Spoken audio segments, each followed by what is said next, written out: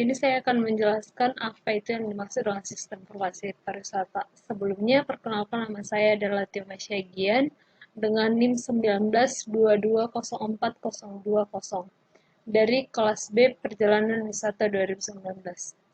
Oke, sistem informasi pariwisata adalah sistem yang mengakses informasi pariwisata yang mengkaji informasi mengenai suatu objek wisata.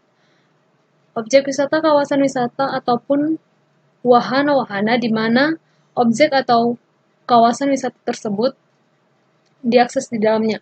Sistem ini juga menyajikan tentang beberapa informasi yang menunjang kegiatan kepariwisataan seperti akomodasi, transportasi, tiket, hotel, dan lain sebagainya. Sistem informasi pariwisata dapat diakses juga melalui website.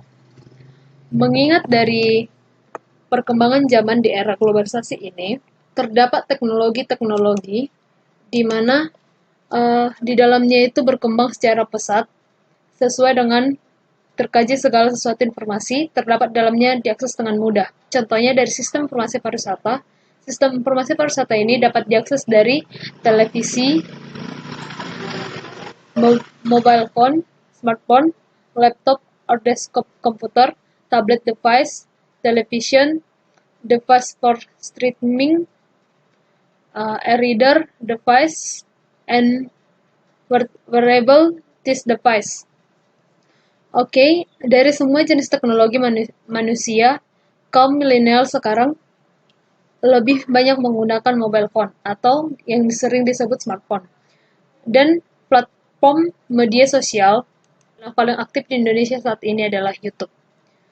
Di mana dari YouTube sendiri pun orang bisa menghasilkan yang disebut dengan YouTuber, di mana YouTuber tersebut dapat menghasilkan pendapatan dari yang namanya YouTube, di mana YouTube ini nanti YouTuber tersebut mengakses yang namanya segala jenis objek wisata ataupun segala hal yang berkaitan dengan kajian sistem informasi pariwisata. Nah, dari segala jenis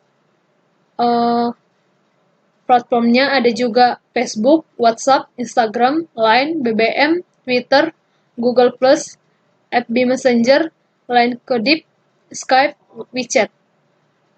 Jadi, dari semua jenis website tersebut, wisatawan dapat mengetahui data-data dari wisata wilayah yang ingin dikunjunginya. Sistem informasi memiliki beberapa komponen. Yang pertama, hardware, di mana hardware itu adalah laptop, kamera, dan lain sebagainya.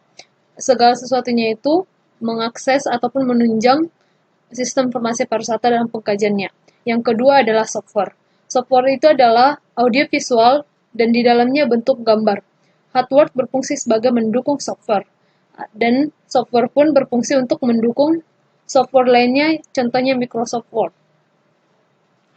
Yang kedua, dalam sistem informasi memiliki komponen yang biasa disebut dengan 4A, di mana yang pertama adalah atraksi. Komponen signifikan di mana di dalamnya terdapat keunikan sendiri, di mana akan menarik wisatawan berkunjung ke suatu daya tarik wisata. Model atraksi yang menarik kedatangan wisatawan itu adalah dibagi 3, yaitu natural ataupun alami, yang diciptakan oleh alam sendiri ataupun terdapat yang daripada Tuhan. Yang kedua adalah atraksi budaya, yang ketiga adalah atraksi buatan manusia. Di atraksi wisata ini kita dapat menemukan 3 komponen juga. Yang pertama adalah something to do, di mana something to do ini adalah wisatawan dapat melakukan segala jenis yang ingin dilakukannya di dalam atraksi wisata tersebut.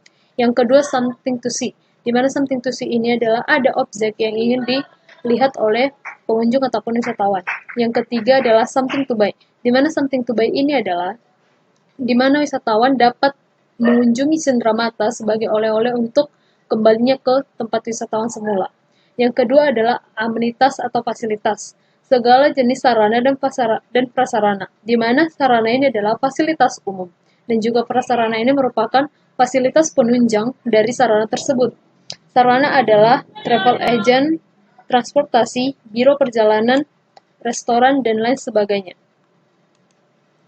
Yang kedua, prasarana. Prasarana contohnya jalan raya, terminal, bus, dan lain sebagainya. Ketiga adalah, saat wisatawan melakukan perjalanan, maka harus ada tujuan ataupun biasa disebut dengan adanya yang dilihat, ditonton, dibaca, atau dilaksanakan. selama perjalanan berlangsung. Contohnya adalah objek atau atraksi wisata yang dilihat oleh wisatawan. Dan ini terkait dengan atraksi wisata, yaitu something to do. Yang seperti yang dibicarakan tadi, yang pertama adalah 4A yang pertama itu adalah atraksi. Unsur-unsur pariwisata atau produk dari wisata tersebut adalah yang pertama rekreasi. Rekreasi yang disebut adalah kegiatan yang dilakukan penyegaran kembali jasmani dan rohani seseorang. Produk rekreasi contohnya taman bermain, wahana bermain keluarga, dan lain-lainnya. Waktu yang cocok dalam berrekreasi adalah di mana waktu yang sudah direncanakan dan ditentukan, semua anggota rekreasi memiliki waktu senggang dalam berlangsungnya rekreasi tersebut. Yang berikutnya, traveling. Traveling biasanya dilakukan sesuai dengan jam yang ditentukan. Menurut saya pribadi, jam itu adalah dari 1 jam sampai 5 jam ataupun lebih. Oke, mungkin ini yang dapat saya terangkan di penjelasan tugas saya. Semoga dapat memberikan informasi kepada penonton. Terima kasih.